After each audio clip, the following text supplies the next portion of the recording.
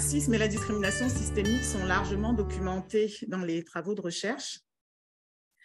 Les politiques d'équité en emploi et les politiques EDI ont été mises en place depuis plusieurs décennies pour lutter justement contre ces phénomènes et favoriser la représentativité des personnes, des groupes sous-représentés.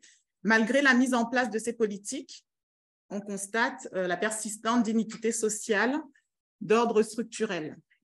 D'où la question qui nous préoccupe aujourd'hui, à savoir,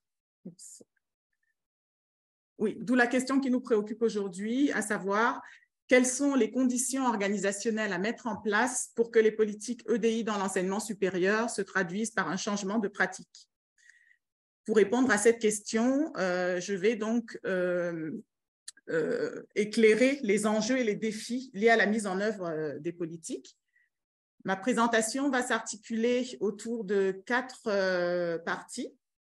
Dans un premier temps, je vais vous présenter l'état des lieux des iniquités et des discriminations sociales et ethniques au Canada et au Québec. Ensuite, j'évoquerai les objectifs et les finalités des politiques d'équité en réponse à ces iniquités. Dans une troisième partie, je présenterai les principaux cadres théoriques et conceptuels mobilisés dans l'analyse des résistances au changement concernant la mise en œuvre des politiques EDI et je finirai par évoquer les défis à relever. Avant de commencer, je vais procéder à une clarification conceptuelle, parce que ce sont des mots que je vais souvent, enfin des concepts que je vais souvent utiliser, donc je fais une brève clarification. La discrimination est appréhendée dans les conventions internationales comme étant caractérisée par toute distinction, exclusion, restriction ou préférence fondée sur la race, entre guillemets, la couleur, le sexe, l'ascendance ou l'origine nationale ou ethnique, l'origine sociale, la religion, l'opinion politique ou toute autre opinion qui a pour but ou pour effet d'altérer l'égalité des chances ou de traitement ou de compromettre la reconnaissance, la jouissance ou l'exercice dans des conditions d'égalité des droits de l'homme et des libertés fondamentales dans les domaines politiques, économiques, social, culturel ou dans tout autre domaine de la vie publique. Par discrimination ethnique ou raciale, on entend donc toute distinction fondée sur l'appartenance réelle ou supposée à un groupe ethnique ou une race, toujours entre guillemets, puisque d'un point de vue biologique, les races n'existent pas. Quand on parle de discrimination systémique, on met l'accent sur le fait que les mécanismes discriminatoires ne sont pas seulement portés par des individus pris isolément, mais sont inhérents au fonctionnement du système social dans son ensemble. Sur le plan juridique, au Canada, le racisme systémique fait référence à des pratiques d'exclusion non explicites émanant des acteurs institutionnels ayant un impact préjudiciable et disparate sur les communautés racialisées. La définition sociologique de la notion de racisme systémique est plus large, puisqu'elle qualifie de racisme systémique une situation d'inégalité cumulative et dynamique résultant de l'interaction de pratiques, de décisions, de comportements individuels ou institutionnels ayant des effets préjudiciables, voulus ou non, sur les membres d'un groupe stigmatisé. Enfin, les termes racisé, racialisé, groupe racisé ou communauté racialisée sont utilisés pour mettre l'accent sur le fait que la race n'a aucun fondement biologique, mais résulte d'un processus de catégorisation de certains groupes sociaux par lesquels ils sont perçus comme étant différents du groupe de référence, qui est qualifié de groupe dominant ou groupe majoritaire. Et au Canada, l'expression minorité visible est employée dans les textes officiels pour désigner les groupes racisés. Alors,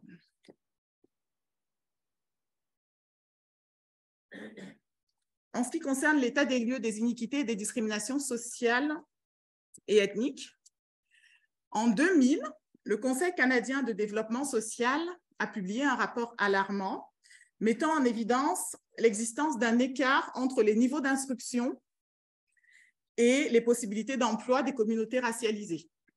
Ce constat est toujours valable aujourd'hui, donc 23 ans après, comme le montrent les recherches empiriques et les données du dernier recensement. Sur le plan éducatif, on constate des inégalités de réussite scolaire, d'accès aux études supérieures, un fort taux de décrochage scolaire, une faible diplomation dans l'enseignement supérieur qui affecte particulièrement les jeunes immigrés de 2e ou de 3e génération en provenance des Caraïbes, d'Afrique subsaharienne et d'Amérique latine. Ce constat est également valable pour les personnes autochtones, comme on l'a vu tout à l'heure.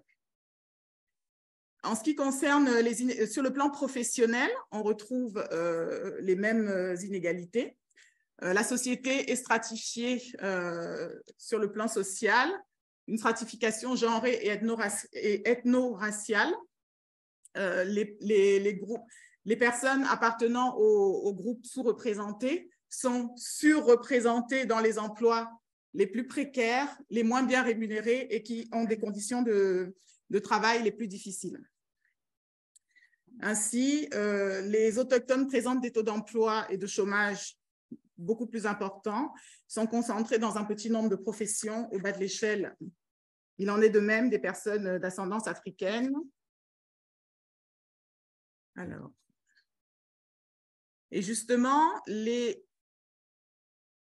politiques d'équité avaient pour objectif de lutter contre ces phénomènes. Donc, on va revenir rapidement sur les objectifs et les finalités de ces politiques pour ensuite comprendre pourquoi ces objectifs n'ont pas été atteints. Alors, les politiques d'équité en emploi c'est un ensemble, c'est un arsenal juridique, donc législatif, réglementaire, qui avait pour objectif de lutter contre les discriminations systémiques en emploi en augmentant le recrutement de membres de groupes historiquement sous-représentés. Donc, au niveau fédéral, 4 groupes ont été identifiés, les femmes, les autochtones, les minorités visibles, les personnes handicapées. Et un 5e groupe donc, est rajouté donc, au niveau du Québec, les minorités ethnoculturelles, donc celles dont la langue maternelle n'est ni le français ni l'anglais. Au niveau fédéral, donc, les principales politiques qu'on peut citer, c'est la charte canadienne des droits et libertés, qui a été mise en place en 82. Au niveau provincial, on a également la charte des droits et libertés du Québec en 75, qui a été amendée en 82 pour rajouter les programmes d'accès à l'égalité.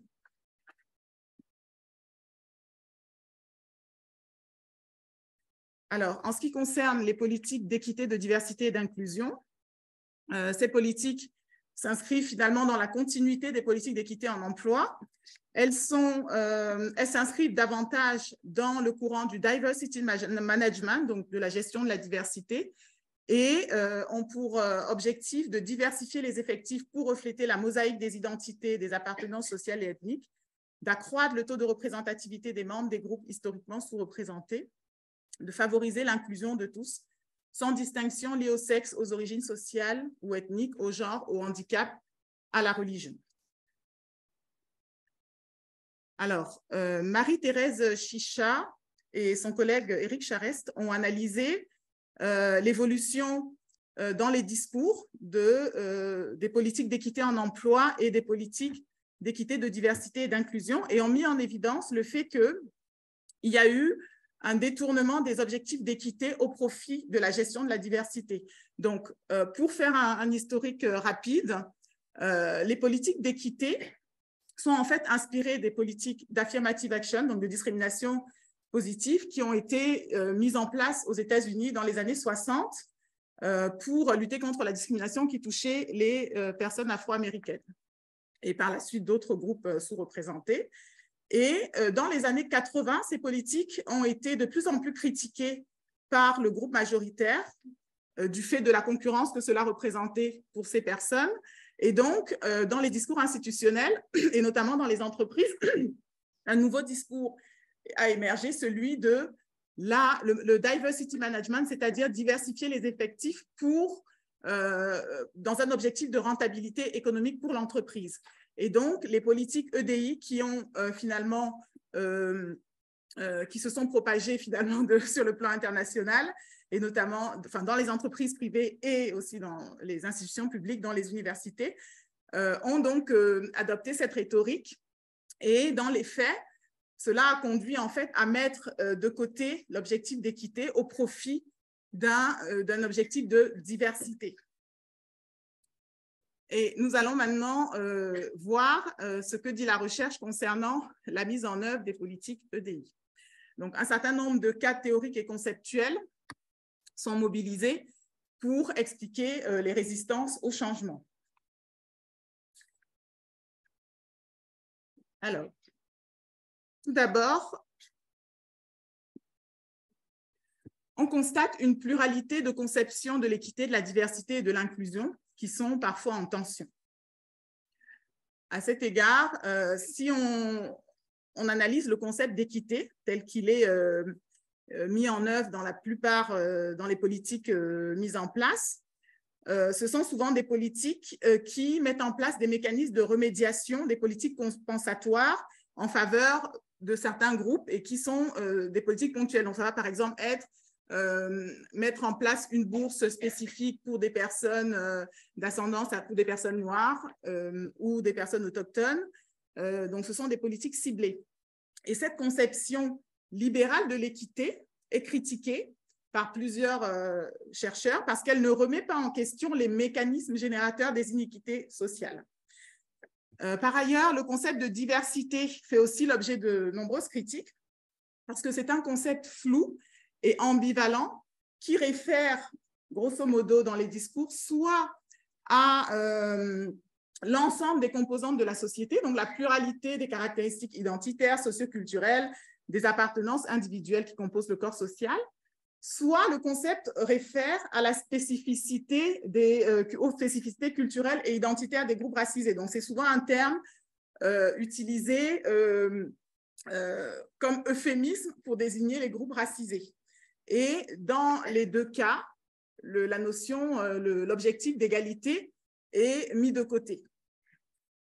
Il en est de même du concept d'inclusion, qui est un concept très vaste, dont les modalités d'évaluation de l'atteinte des objectifs sont difficilement mesurables. Et c'est un concept qui est difficile à opérationnaliser, puisque dans son acception large, il réfère à des pratiques, des politiques consistant à favoriser l'intégration, la participation, la prise en compte des spécificités de toute personne dans une activité, un système, une organisation, sans distinction de race, de sexe, de religion. Il s'agit de s'adapter à tous les types d'apprenants et de répondre à leurs besoins spécifiques. Donc, c'est tellement vaste qu'on peut mettre finalement tout type d'action et concrètement, c'est difficilement, l'atteinte des objectifs est difficilement mesurable. Alors, la sociologie de l'action publique offre également des outils pour étudier les mécanismes institutionnels. Donc, un certain nombre de recherches ont analysé finalement dans la mise en œuvre des politiques EDI les relations et mécanismes de pouvoir qui sont à l'œuvre au sein de l'institution et qui expliquent les freins et les barrières institutionnelles. En fait, les politiques sont recontextualisées par les acteurs et la société étant une scène où des différents acteurs ont des intérêts parfois antagonistes, cela en fait induit dans les interactions des mécanismes, des freins qui peuvent être mis en place. Donc, pour comprendre les résistances au changement, on ne peut pas comprendre les résistances au changement sans analyser les représentations, les cognitions des acteurs et les valeurs portées par les acteurs institutionnels. Alors, la Critical Race Theory, la théorie critique de la race, est également mobilisée dans plusieurs travaux de recherche pour expliquer le maintien du statu quo institutionnel. Donc, la théorie critique de la race, initiée aux États-Unis et qui s'est ensuite développée, dénonce la perpétuation des rapports de domination historiques fondés sur la hiérarchie raciale. Elle met en lumière les structures raciales, économiques, idéologiques et culturelles qui contribuent au maintien des inégalités systémiques et de la suprématie blanche. Donc, selon, alors il y a plusieurs théories c'est souvent vraiment des analyses du fonctionnement de la société à partir de, souvent ces concepts ou ces théories sont développés concernent le contexte et spécifiquement nord et américain, puisque c'est souvent des sociologues, des chercheurs afro-américains qui développent qui développent ces théories, mais par la suite, elles peuvent s'appliquer à d'autres contextes.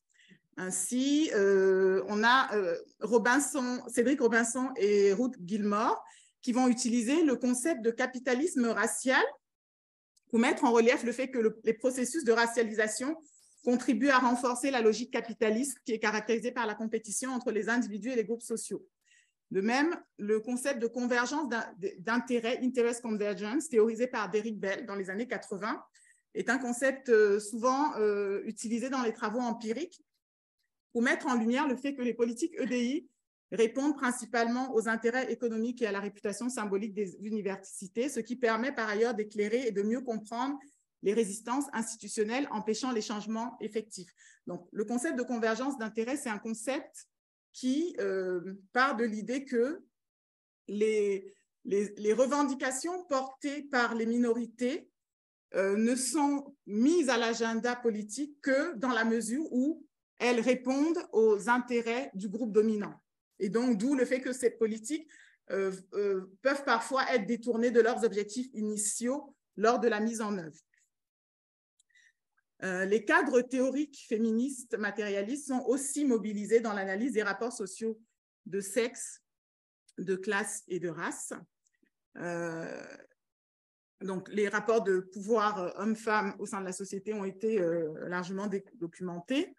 Donc, la société, un certain nombre d'analyses de féministes matérialistes ont montré que, à l'image des inégalités de classe, la société est également hiérarchisée à partir des différences genrées.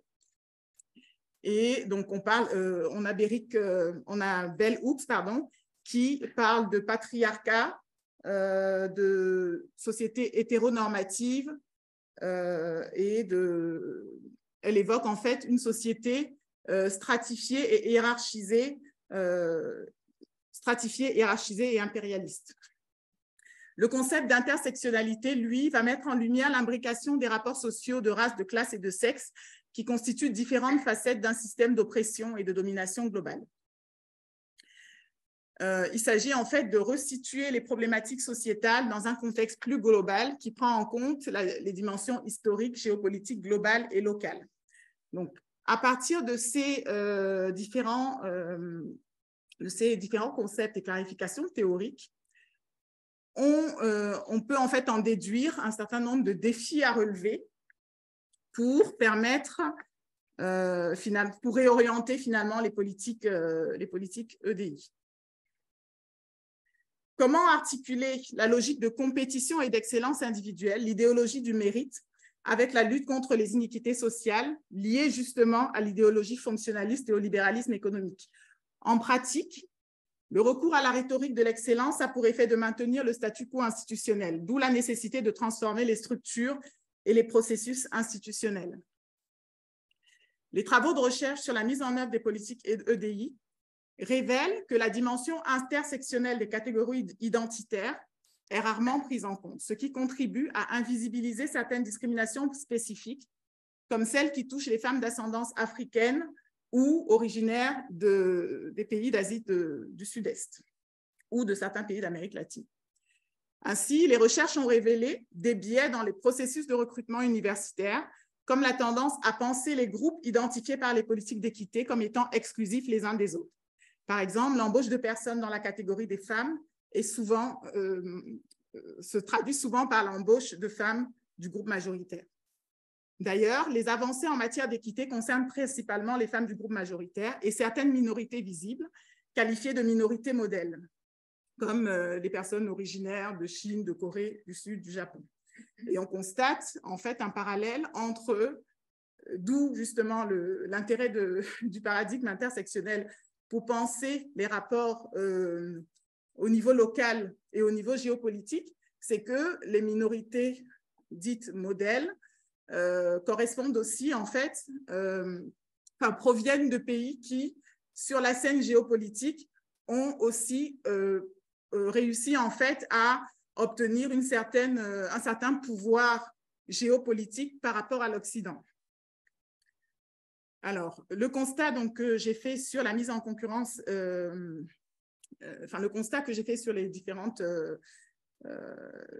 minorités est révélateur d'une mise en concurrence des catégories identitaires induites par les choix sémantiques opérés, ce qui appelle une réflexion plus globale sur les fondements idéologiques sur lesquels repose notre système social. Dans les faits, on observe un traitement des inégalités au cas par cas au lieu de remettre en question le paradigme dominant. Et je rappelle que même si on avait une représentation équitable des différents groupes identitaires, la situation ne serait pas plus satisfaisante. Pourquoi? Parce que, comme je le disais tout à l'heure, le système capitaliste et libéral est fondé en fait sur une hiérarchisation, une stratification sociale qui fait que un certain nombre d'emplois sont de toute façon des emplois peu qualifiés, instables, avec des conditions socio-économiques difficiles, et même une représentation équitable des groupes sociaux appellerait quand même une remise en question de cette hiérarchisation. À cet égard, il faudra interroger le rôle du paradigme capitaliste et de l'impérialisme comme facteur explicatif des iniquités sociales et des dégâts humains et écologiques en termes de santé mentale, d'aliénation, et qui concerne également les personnes du groupe majoritaire, comme l'a très bien analysé le sociologue Armut Rosa dans son ouvrage « Accélération et aliénation », où il a montré qu'il y a un écart, donc sur la base d'enquêtes empiriques, il a montré qu'il y a un écart entre l'idéal de vie bonne porté par les personnes enquêtées et la réalité et la vie qu'ils mènent réellement, même lorsqu'ils ont de bonnes positions sociales. Donc, à la lumière du paradigme de l'intersectionnalité, il faudrait situer les iniquités et les discriminations sociales et raciales dans le cadre plus large de la géopolitique mondiale, c'est-à-dire des rapports de domination nord global, sud global. Donc, en guise de conclusion, donc, de manière pragmatique, dans l'attente d'un changement de paradigme sociétal, il s'agirait de repenser l'articulation entre les exigences d'égalité effective et les politiques de reconnaissance identitaire en replaçant l'équité au centre des politiques EDI.